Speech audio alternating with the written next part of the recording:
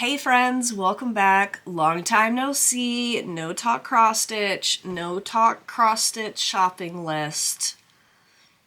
Where have you been? Where have I been? The last month is a total blur, but we're back today with a quick tutorial for the Endangered Species Club. We're gonna talk satin stitch. Now, if you're an animal lover and you are not a part of the Endangered Species Club, why? It's every other month. We're doing a species highlight. So January's pattern was the Amur leopard, and I have seen many leopard finishes. He's looking great.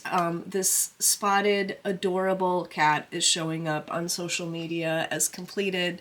So every other month, not an overwhelming club. There's a PDF option where you just get the PDF, or there's a kitted option. You can check those both out on my website. But one of the features of this club is not only the adorable animals, but I'm doing a little challenge with showing you different ways you can use those really highly variegated threads. You have them in your stash. What do you do with them? It can be a challenge. The Amur leopard, we used timber from Classic Colorworks just on that log, and we stitched it diagonally, which makes a tree effect, and it looks great. So that was January's pattern. We have since changed species. The species change happens on the 20th of every other month. So March 20th, we came out with our next species, and if you thought the first one was adorable, I think this one is even more charming, thanks to the eyelashes. But this month's species is the African savanna elephant, also endangered. Our largest, heaviest land mammal, the African savanna elephant, is sitting amongst the palm fronds. Now, even before anyone knew what the species was, I had given a little sneak peek in the club overview, and people could see, oh no, there's satin stitching. I hope there's a tutorial.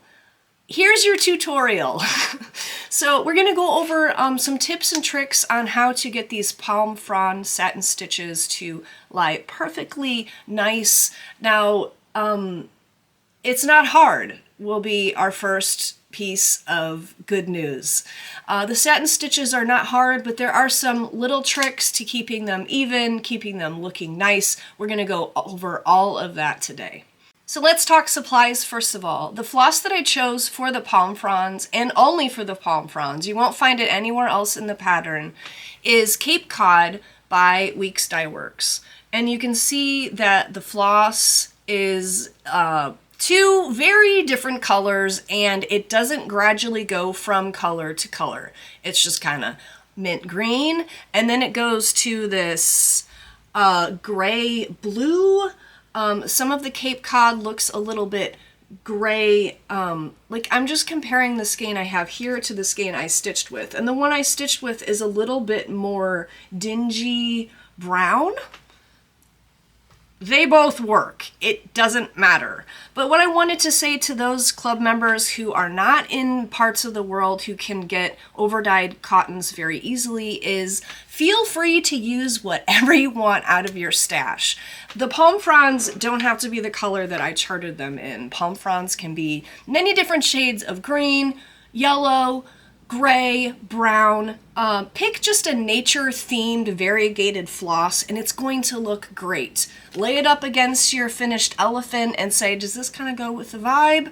And try it out. The nice thing about satin stitches is they're very easy to remove, much easier than cross stitches. So give some sort of cool variegated floss in your stash a try. The second important tip is to finish all the cross stitches of your piece before you do the satin stitching. Do the satin stitching the very last. The reason is because satin stitches are more fragile than others. Because they're so long and loopy, they're easy to kind of agitate as you're stitching. So if you did your satin stitches first, they would kind of be a mess by the time you finished your piece. These are the absolute last thing you want to put in. That means go ahead and stitch all of these little stems of your palm fronds so that you know exactly where we're satin stitching. Make sure you count those carefully. And then for our tutorial, we are going to focus on this palm frond right here that goes over the tree and over the elephant. That's another great thing, is that you're going to have a lot of different markers when we start our satin stitches. You're going to know if you're on track, because we're going to run into that tree and we're going to run into the elephant. And if you land in the right spaces, you know you're good to go. The second tip I have about putting in your satin stitches is to not do them in hand. You want to do your satin stitches in a hoop or a Q-snap. The reason is satin stitches are very sensitive to tension. So we want to keep our tension nice and even through each of the stitches. And you're going to lace your piece, which means when you lace or pin your finished stitching to frame it, it's going to have some tension on it. So you want to do your satin stitches with some even tension to make sure that they're going to lay nicely. I would recommend using a hoop or a Q-snap that will fit over all of the satin stitched areas. You don't really want to put satin stitches under the edge of a hoop or a Q-snap because they could easily distort. Now, when you have your project in your Q-snap or your hoop, I would try to kind of get the same tension that you get in lacing. Now, a finished lace piece is not super duper duper tight. You would warp your piece if you did lace it that tight. So kind of get the same tension as your finished pieces do when they're lacing. And that way, when you're done with your stitches and you go ahead and lace it, your piece has the same tension as it did when you originally stitched those satin stitches. So what I've done is I have just stitched that little first palm frond right here. It's 34 stitches down. I don't have my nice elephant and tree and other markers to guide me, but no worries. Like I said, this is not hard. Now, satin stitches are going to eat up floss. You need to mentally prepare yourself for that. We are not going to be thrifty when we do our satin stitches. If you try to take shortcuts on saving floss on the back side, your satin stitches are not going to lay nicely. We're going to waste a lot of floss. The palm fronds are pretty much going to look the same on the back as they do on the front as far as the satin stitches are concerned. I did the satin stitches on this elephant, and this is all the Cape Cod I have left. I used probably 2/3 of the skein, maybe more like 3/4 of the skein, just making those palm fronds. So just mentally prepare yourself. We're gonna blow through this, okay? Are you ready? Go ahead and cut yourself your preferred length. We are not doing the loop method because we want to keep the variegation together, and if you do the loop method, your variegation isn't going to be together. We're using 2 strands for our satin stitching on 32 count linen or 16 count Aida. If you've used a different count, try something out. See how it looks. No big deal. So pull out 2 strands, and then I'm going to just go ahead and separate them to make sure they're not twisting together, and kind of gently put them together. Here's my length. I'm going to load up my needle and put you on the overhead camera. All right, so to start off with, I'm just going to give you a little close-up of my satin stitches and how they look. Stitching with 2 strands. This model is stitched on 32 count linen. I'm going to, just for the purpose of visibility, going to be demonstrating for you on a 16 count Aida. So as I mentioned, I already did this 34 count stem, if you will, for the demonstration, and I have my needle loaded up with my nice untangled floss. To start off each strand, I like to just run the needle under my stitches in the back and I will go under maybe 4 to start that strand out, and go up to the tail, and then I'm going to go back and run under 2. And that's going to secure my floss and make it ready to go. I have my beginning stitch starting right here. Okay, so this part of the chart looks scary, but don't be intimidated. This is all the same counting, and once you get these first stitches in and counted properly, you can kind of count off the last stitch, and they're much easier. So this first stitch is actually going to be the hardest. Let's just get it out of the way. You can see that the first satin stitch comes off the bottom right corner of this first cross stitch. We're going to take care of this side first because it's the easiest to count off of. We have all these markers with the trees and the elephant ear. So we're going to come up on the bottom right corner of that first cross stitch. Now, the magic formula, I'm going to tell you so that you don't even have to count it yourself, is 4 out and 9 down. 4 out and 9 down is where we're going to end that first satin stitch. This is not going to be hard. We got it. So come up at the bottom of that first stitch on the bottom right corner. Okay, then kind of move your floss out of the way so you can properly count. And we're going to go 4 across, 1, 2, 3, 4, and 9 down. 1, 2, 3, 4, 5, 6, 7, 8, 9. That is the formula for all the satin stitches. So when you first start, you're just going to have to get that 4 across and 9 down. Now, after you have that stitch in place, this is going to be easy peasy. They are all the same angle. Okay, when you come back up, if you're thrifty like me, you will think, well, I can just come down here. That's the shortest amount of counting, and therefore I will waste the least amount of floss. Don't do it, my friend. Don't do it. You want to waste the floss with the satin stitches because you want that even tension going back and forth. If I want to wrap this stitch back with my next stitch. If I cheat and go down here, the tension of this stitch here is now kind of coming down. It's no good. Think about tying your shoe. When you tie your shoe and you go across your foot so that each stitch of your shoelace is wrapping back across the top of your foot, and you pull your shoelace at the top, it feels nice and even. If you do this with your shoelaces where you're doing this weird up stitch to conserve the shoelace, and then you pull your shoelace at the top, the tension is weird, it feels weird, your stitches won't lay nicely. So our goal is actually to waste floss, getting an even tension. So we're going to go back to the palm frond. All of our stitches are going to come up at the stem and go down at the end. That kind of rhymes, up at the stem and down at the end. So each stitch is 2 down.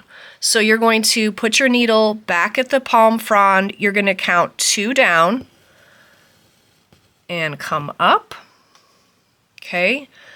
And you're going to go down 2 down from the bottom of your last one. You didn't even have to count that. It's so easy. Now let's talk about tension. Remember to keep your tension nice and snug, but not so tight that you're making these holes like gaping. You know, you don't want gaping holes. Those are ugly. Those are going to totally warp. You know, we have a lot of satin stitches to do here. If you keep your tension super tight, the corner of your piece is going to be really warped and uneven and kind of ugly looking, okay? So we don't want them so tight that you're making the holes bigger, but you do want them kind of snug, okay? You want them kind of snug so that they don't move when you take your piece out of your hoop and you iron it and you stretch it to frame it. So just nice and snug. If you leave too much tension, they're kind of going to get a little waggly. But again, let's not super pressure ourselves to make everything in life perfect. This is a biological piece of a plant, okay? Plants are not perfect. Some of the plant leaves are wiggly and misshapen. So if some of your stitches end up a little wiggle waggly, forgive yourself and move on. It's going to look perfect either way. So to complete my palm frond, I'm just going to keep on putting my needle up at the frond, up at the stem, down at the end, counting 2 down from each stitch. Now be careful because your stitch kind of covers up where it's actually starting. So make sure you're actually going 2 down and 2 from the end. And it's actually kind of fun once you get started. I'm not a perfectionist. If some of my strands kind of twist over each other, honestly, I can't even see it very well. It's fine with me. If you want to be super picky, that's your prerogative. Now, eventually, you, my friend, are going to run into that little tree. You're going to start satin stitching over this little tree that you have stitched. And this satin stitch right here, you will run into the very corner of the tree. And when you run into the very corner of the tree, you will know you have done all your counting properly. You are right on track. And as you continue, you will also hit the very corner of your sweet little elephant ear, and you will have 1, 2, 3 satin stitches that actually go over his ear, kind of giving your piece some dimension. So I was just stitching along, trying to get to the end of a strand to show you how to do the end of the strand. And I can just see that I miscounted right here. This is 1, 2, 3 to the next stitch instead of 2. And this is why satin stitches are really fun to remove. I mean, I would much rather remove satin stitches than cross stitches. Can I get a witness? Okay, so I've gotten to my last satin stitch on the end of this palm frond, which is at the top of this last stitch. I unfortunately don't have a cute elephant to stitch over during these stitches. But if you have more floss and you're ready to go ahead and go to the other side, then you can go ahead and go for it. But remember, you're going to have to count because we're starting a new side with no references. I just came across to the other side of that last stitch, so I can start the other side. Remember, it's 4 out and 9 down.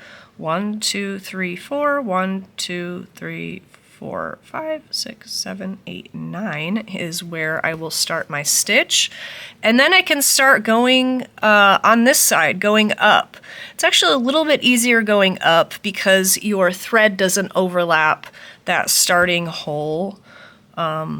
So you can see the skip better. Now, I have kind of run out of floss. I've got this much left.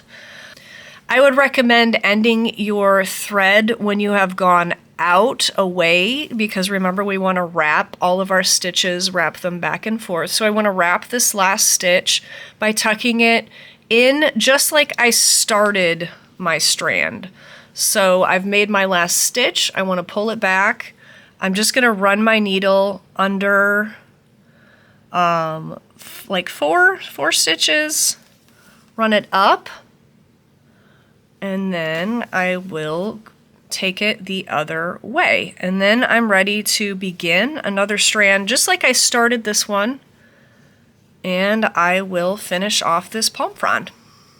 Okay friends, I hope that this tutorial made those satin stitches, those palm fronds, a little less intimidating for you. They are actually a lot of fun to stitch once you get into the rhythm of it. Of course, you have to load up with more floss way more often than you do in cross stitch. That can be a little frustrating, but it's really fun to enjoy the color changes in the variegated floss, and I love how it gives the finish a 3D look that just flat cross stitch doesn't have. Those satin stitches are nice and shiny, and of course they give some dimension because it's overlapping with some other elements. I think it's really fun. I would love to hear how your satin stitches go. I am in love with this elephant. Maybe it's Maybelline, but I just love those eyelashes and his sweet expression. Like you, I'm sure, I hope that one day I could see an African savanna elephant in person. I appreciate all of you who have joined the Endangered Species Club, animal lovers like me who want to take some time to appreciate some of our planet's valuable and vulnerable treasures. On the back of the pattern is a quote from Abraham Lincoln this month, who said, "I am in favor of animal rights as well as human rights. That is the way of a whole human being." Thanks for being whole human beings with me. I appreciate all of you. I hope to be back soon with a nice stitchy update to keep you company in your stitching chair. But until then, I hope that you're well, and hugs and, trunk taps to you. Bye, friends.